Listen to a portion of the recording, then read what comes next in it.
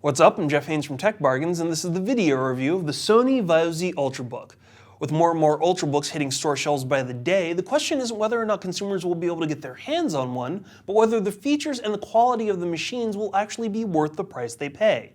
The Sony Vaio Z was designed with a lot of bells and whistles to make multitasking much easier, albeit at a premium price. Is this system actually worth the cost? Here's what we thought.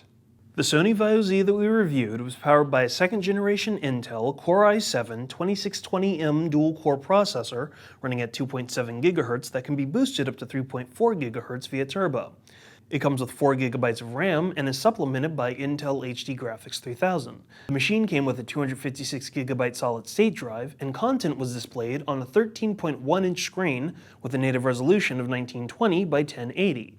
It also came with a power media dock that provided a Blu-ray disc player, as well as an AMD Radeon HD 6650M video card with 1 GB of graphical memory. We found the Vaio Z to be a powerful machine that was capable of multitasking without breaking a sweat. In fact, the system could handle multiple browser windows with lots of videos at the same time, and could even support up to 3 additional displays, making it an excellent system for office presentation.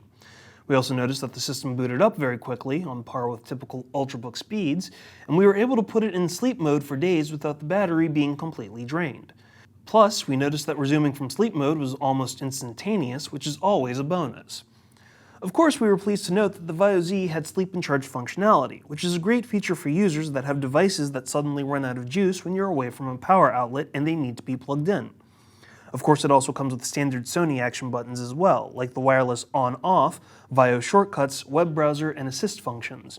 It also has a fingerprint sensor that can be used to store personal login information, but it comes with a bit of a caveat. The sensor is incredibly sensitive, much more so than others that we've seen, so accidental grazing or being in the general vicinity of the sensor during use of the touchpad could trigger the fingerprint software.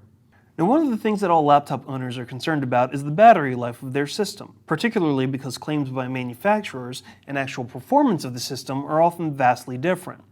We managed to get about 6.5 hours out of the computer with moderate browsing, gaming, downloading, and movie watching at full screen brightness.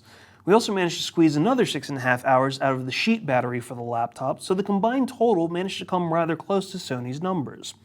We like the fact that the sheet battery could be charged independent of the laptop as well as attached to the bottom of it, and the fact that it was very easy to attach and remove within minutes.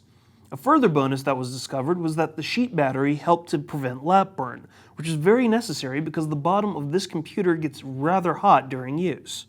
We were also impressed by the power media dock, which helped us get a lot more done with the machine thanks to the extra peripheral. It provided access to the optional slot-loaded Blu-ray player to watch movies. It also gave us a USB 3.0 port to replace the one taken on the system to connect the dock, as well as 2 USB 2.0 ports and VGA and HDMI outputs. Additionally, for people interested in gaming, the dock allowed us to actually play real games instead of casual or web-based titles thanks to a solid video card. Finally, we found that the display was somewhat decent for the Ultrabook, which is rather surprising. The display required a couple of adjustments to the brightness and other settings to get the best pictures possible, which we had to do a couple of times. By contrast, playing Blu-rays on the system actually showed off vibrant, sharp video. With all this in mind, there were some elements that just let us down about the Vaio Z. For one thing, the keyboard felt shallow and overly soft, which could be an issue for some users typing without an external keyboard. The textured touchpad was pretty small, and it demonstrated limited response even after we tweaked the sensitivity of the device. We also took issue with the hood of the system, which felt a bit flimsy compared to other laptops, just as the hinge of the computer didn't seem really solid in holding the display. A minor issue was the fact that all the ports were held on the right side of the laptop, which could force either a rearrangement of your desk or could clutter it for multiple devices. Plus, this machine is a fingerprint magnet, so you should expect that you're going to have to constantly wipe down the laptop with the included cleaning cloth.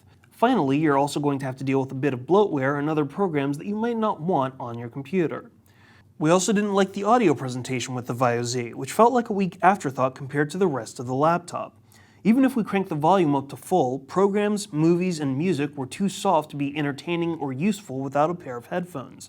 Bass and tonal quality was pretty much missing as well. Finally, compared to some of the other Ultrabooks on the market and the ones that are coming out, the Vaio Z is extremely pricey. The system starts out at $1,500 and can easily reach up to $3,000, meaning that it's basically priced out of the market, especially if you compare it to other Ultrabooks that don't even break $1,000. This machine really needs to come down for consumers to consider buying this system. We like some features of the Sony Vaio Z, like the performance of the system, the battery life, especially with the addition of the sheet battery, and the power dock peripheral. But the flaws of the laptop really held the system back, like the horrible sound presentation, questionable design elements, and the extravagant price of the system. Compared to the other Ultrabooks on the market, this system falls short, which is why we decided to give the Sony Vaio Z Ultrabook a 3.5 out of 5. For the latest coupons and deals on systems like the Sony Vaio Z Ultrabook, be sure to go to techbargains.com/Sony. To enter our monthly giveaway, make sure you always check out techbargains.com/YouTube, and to watch our video unboxings, video reviews, and exclusive video features, be sure to go to techbargains.com/videos.